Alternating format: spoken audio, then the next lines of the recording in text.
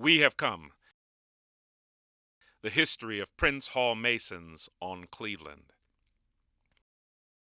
The saying goes, what the child forgets, the grandchild will try to remember.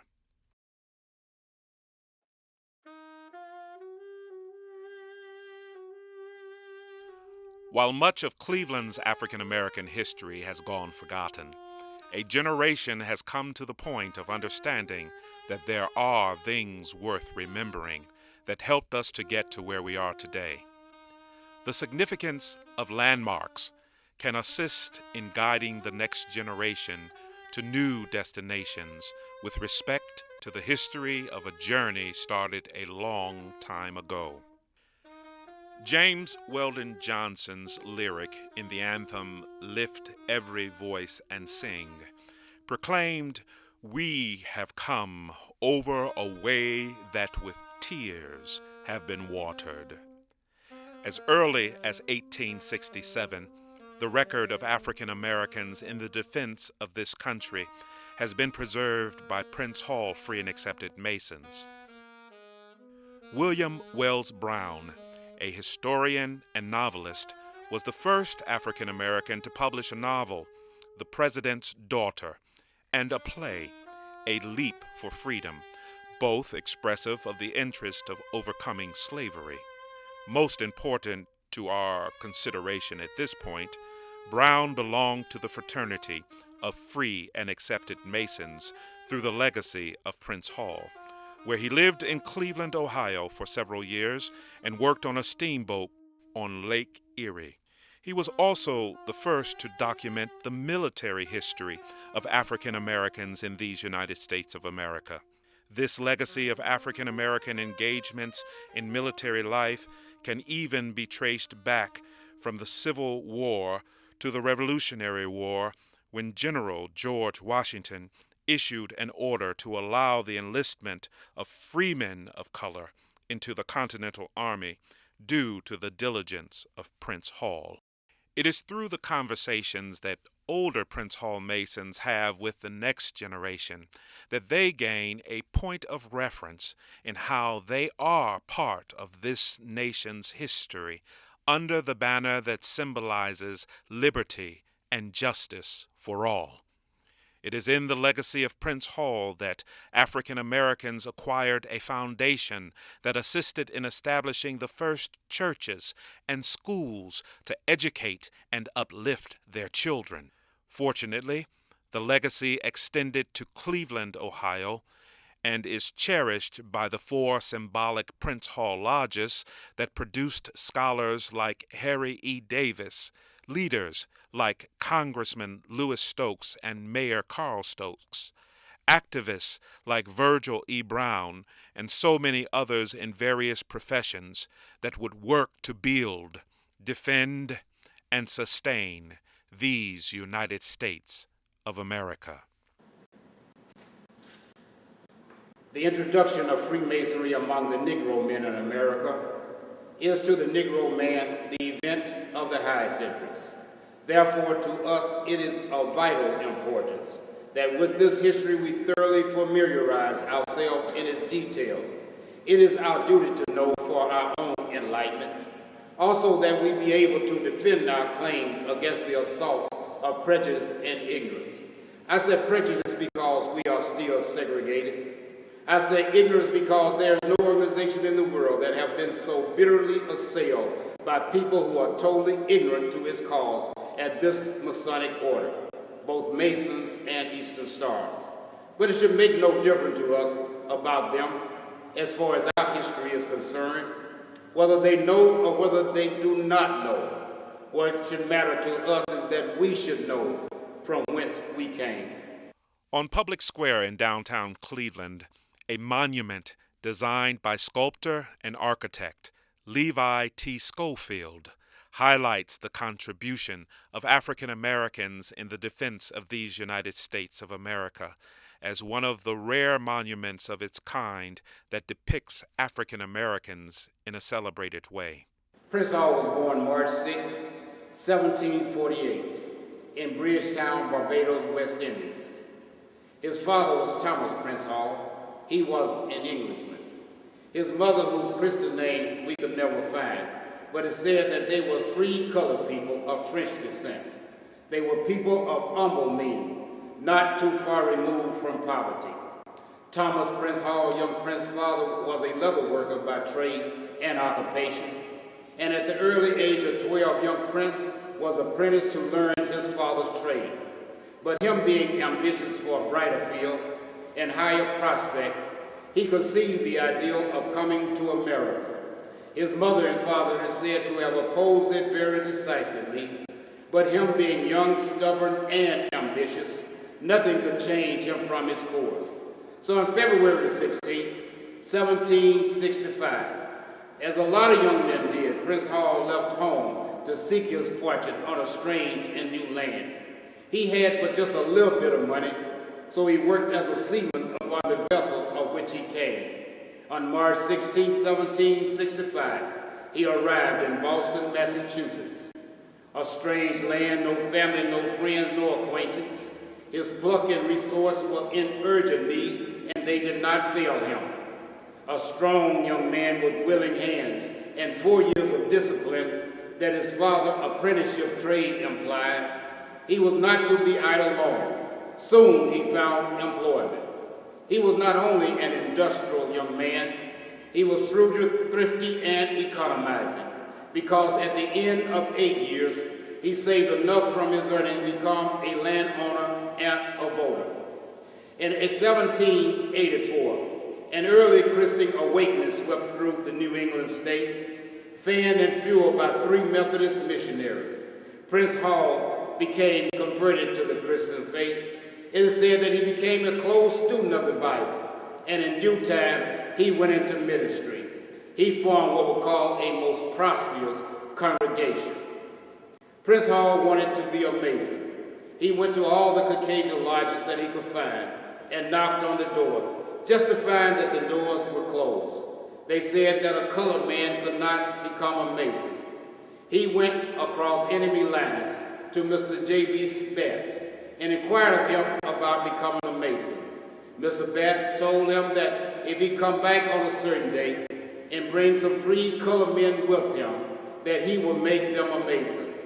On March 6, 1775, Prince Hall, Cyrus Jobber, Ben Steenslinger, Thomas Sanderson, Prince Taylor, Cato Spears, Boston Smith, Peter Best, Prince of Reed, John Canton, Benjamin Freeman, Berth Buffon, and Richard Lively were all free colored men. Residents of the city of Boston were initiated, passed, and raised to the sublime degree of Master Mason by right worshipful J.B. Bath, worshipful Master of Irish Constitutional Law 441. These were the first black men to be inducted into the mystery of Freemasonry in this country. Again, it is likely that the significance of this history will be most impacting on the grandchild who wants to know about the efforts of preceding generations. Yes, my name is Carl Williams. I'm the Right Worshipful Junior Grand Warden of Most Worshipful Prince Hall Grand Lodge for the state of Ohio. And just speaking this evening on my opinion of having my grandsons in the Pythagoreans. One of my duties in the position I hold for the state is to be the liaison for the youth department in their affairs, which includes mentoring and primarily overseeing the operations of our Pythagorean organization, which is very well ran, and we use our group as a role model for some of the other states. Being in this position, I had the pleasure of having one of my grandsons join, Raymond Carey. He also has a younger brother that's 7 years old that I can't wait to try to get him to participate, but I'm trying to make sure one learns one at a time. They do real good with their moral values, and I've showed them how to be a citizen and give them opportunities to learn things that maybe if in school are things they wouldn't tell them to prepare for, how to respect their family, God, and primarily opportunity that I wish I had had as a young man. My parents did good. I was a member of the Boy Scouts and things, but things that they lean them towards as being role models in their school, and the way they have everything coming up now is just kind of healthy all around, and it's ran by Masons, and we hope to try to shape them to be citizens first and hopefully even become Masons when they grow up.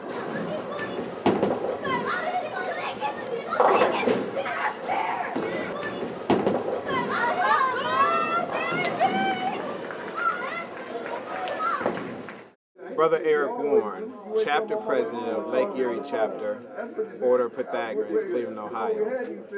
We're an organization that takes on the youth of the community, and we try to make them better boys to become better sons and eventually become better men in the community.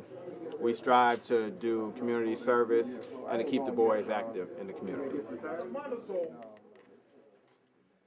I'm going to be traveling around at these meetings. Where you go? All right, now what you guys are doing for your first level?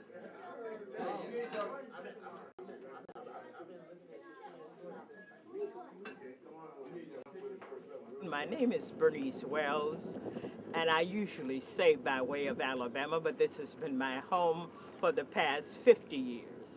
And I'm here to tell you about the organization called Master Masons of Prince Hall Master Mason and Order of Eastern Stars, more or less.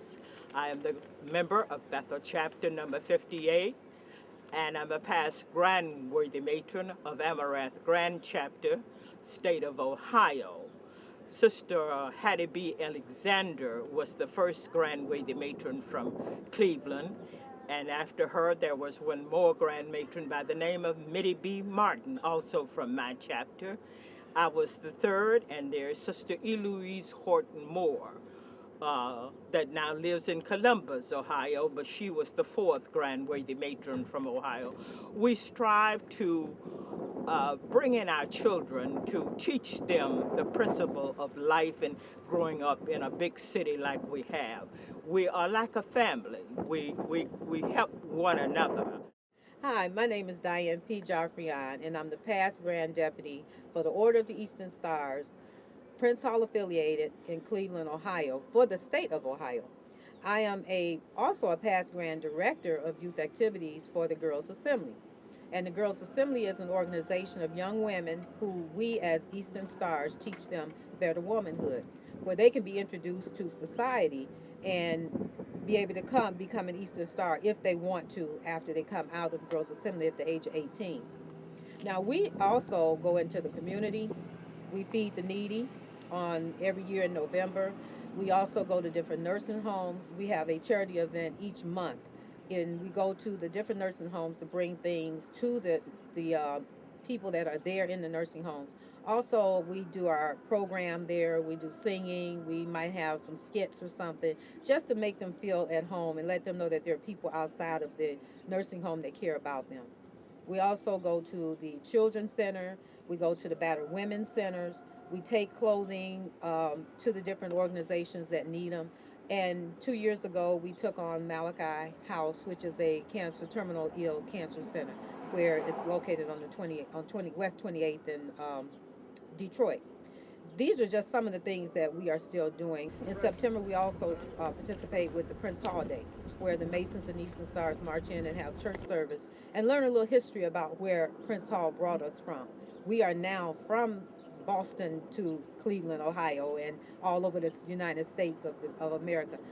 Other parts of African American history are preserved in the landscape of Cleveland, Ohio, a progressive city where people of all races and cultures come to study, work, and fellowship. Although much of the history kept by Prince Hall Free and Accepted Masons is maintained in private archives, vast amounts are shared with the public. Masonic historian Harry E. Davis authored A History of Freemasonry Among Negroes in America, 1946. The decade of the 1960s brought to Cleveland, Ohio, the fourth part of the symbolic Masonic lodges carrying their legacy in memory of the work done by Prince Hall under the jurisdiction of the most worshipful Prince Hall Grand Lodge of the state of Ohio. Hence, Ecclesiastes Lodge number 120 followed previous establishments of Excelsior Lodge number 11, Eureka Lodge number 52, and William T. Boyd Lodge number 79. The work of these lodges allows us to lift every voice and sing.